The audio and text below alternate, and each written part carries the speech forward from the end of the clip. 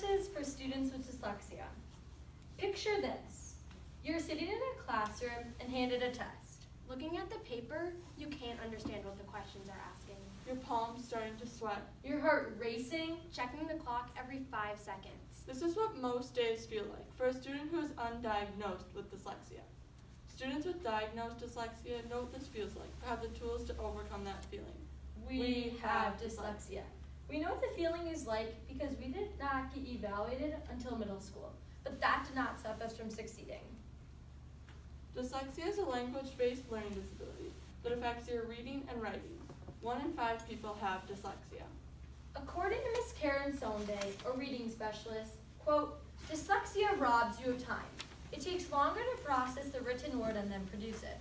So everything takes longer, end quote. Although dyslexia might rob you of time, people with dyslexia can reach out to get help. With help from others, people with dyslexia can go a long way. The first step to getting help is to get evaluated by a neuropsychologist.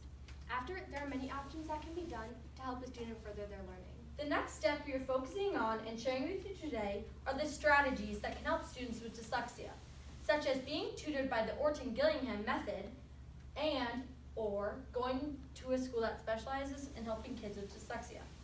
Before someone with dyslexia can get the support they need, they should go through the evaluation process, which consists of tests organized to better understand the many different ways a student with dyslexia learns.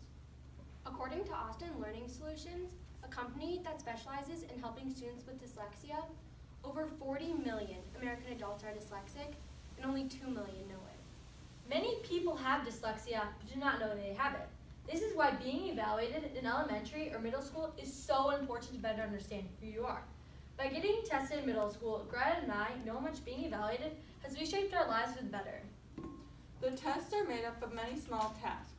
Normally it starts with intelligence, to see what the student is capable of. With the results of the test, the evaluator can measure the difference between their capability and the level at which they are performing at. The test works all sides of the brain. Jeanette Schaub, a neuropsychologist, said, quote, if the student's IQ and performance level do not match up, it means that they probably have a learning disability, end quote. The intelligence test is made up of many different categories, including vocabulary, reading, writing, and memory. In the memory test, there are short-term, long-term, and working memory tests being done. Now, Amy is going to ask you some questions that demonstrate what some of the memory testing looks like. First, can you please repeat these numbers? 3, 8, 2, 7, 5. 3, 8, 2, 7, 5. Good job. Now, try this. Can you say these numbers backwards? 5, 4, 9, 2, 3.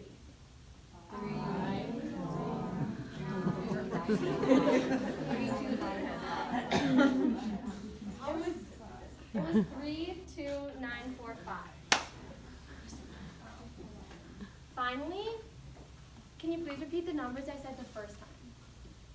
3, 8, 2, 7, 5. Good job. Tests like these are an evaluation process, which is a key part to learning the way the student is as a learner. You may be wondering why students are getting extra time and or leaving the classroom when taking tests. This is because the evaluator creates an accommodation plan. The accommodation plan is personalized to each student. A frequent accommodation is getting extra time on tests. This is because when you have dyslexia, words take 5 times longer to process in the brain. Once you get tested, there are many different options. One option is to get tutored to help with learning skills for dyslexia. Orton-Gillingham requires you to practice skills so you get better each day. With those skills, you can read faster and write better. Through Orton-Gillingham, you are taught methods which are not taught in many schools. Karen Sunday told us the reason of why Orton-Gillingham is so effective when she stated, Orton-Gillingham works because it is systematic and goes at the pace of the student. It helps teach you how to connect sounds of letters to words so that everything can be processed. This helps you use all parts of your brain when you're reading. This is one way of helping kids with dyslexia, but another way could be going to a school that specializes in dyslexia. Schools like this can help bring students their full academic potential. Some schools are working really hard to support students with dyslexia. A local school that is supporting students with dyslexia is Groves Academy. Here are some photos of Groves. Groves is the best independent school for kids with learning differences and attention disorders in Minnesota. By going to a school that specializes in learning differences, like Groves, it gives the students the confidence they need to thrive in school. With class sizes around 8 to 10 students, there is more time for specialized teaching methods and one-on-one attention. Therefore, this can help the student grow to be their best selves. We're now going to tell you a little bit about a student that goes to Blake that used to go to Groves.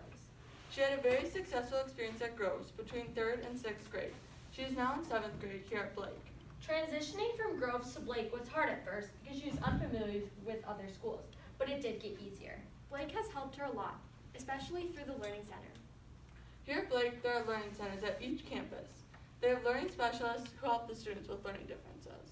30% of students at the Blake Middle School have a diagnosed learning difference. Even though we've given some options to help kids with dyslexia, there are many more paths that you could take. Moving forward, we hope you better understand the many different ways a student with dyslexia can find support. Although these 3 resources are not key to being successful, they can make education easier for students with dyslexia, and they have helped us. Thank you. Any questions?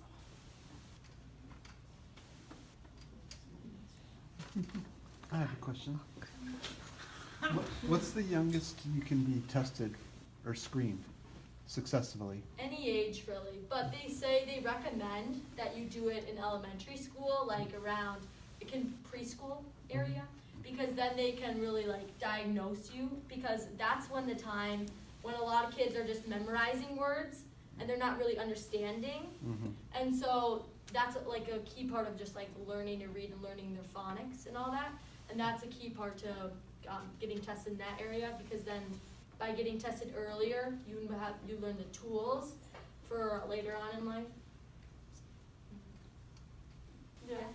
How long is, or do you think, or do you know, is orton-gillingham effective, age-wise? Anytime, really, but it's normally like, it depends on the student, really, but normally people do it around for like six months. But effective in English. How about Learning Ally? What is it?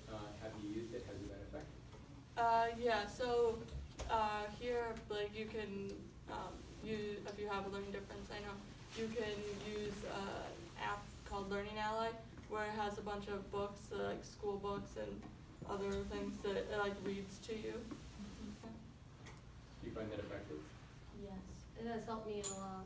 Any drawbacks or downsides? No, I don't think so. What about the time it takes to listen to it?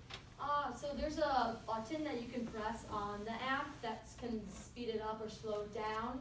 So if you don't really understand what the book is like on, you can slow it down, but then once you gradually get better, you can speed it up. Yeah. When having dyslexia, do you have an easier time in other subjects? Okay. So, for me, yes, there are some like subjects where just like everyone has their strengths and weaknesses. So, yeah. I think it really varies between the person, because even though 5 people may have dyslexia, each one has dyslexia in their own way. Also, I think it's like there's skills that if you have dyslexia, it's harder, like for reading or writing, but that's different people have different strengths and weaknesses like for this one. So. When someone's diagnosed as dyslexic, does that mean they'll be dyslexic for their life? Yes. Once you're dyslexic, a lot of people, like I said, don't know they have dyslexia, but they're still considered to be dyslexic. Do you know what the data is as far as the rate of diagnosis? Is it speeding up quite a bit? We're not totally sure about that, even though that is a good question. But I think they have found more ways to find a kid when they're in younger ages, like kindergarten. That teachers know what to look out for more now than they did even just like 10 years ago. Also, there's more like research being done in college, like when you're in college. they're allowing like teachers to know more about it so they can see signs in like the early ages, especially for like kindergarten teachers, like, so. Any final questions? Time for one more.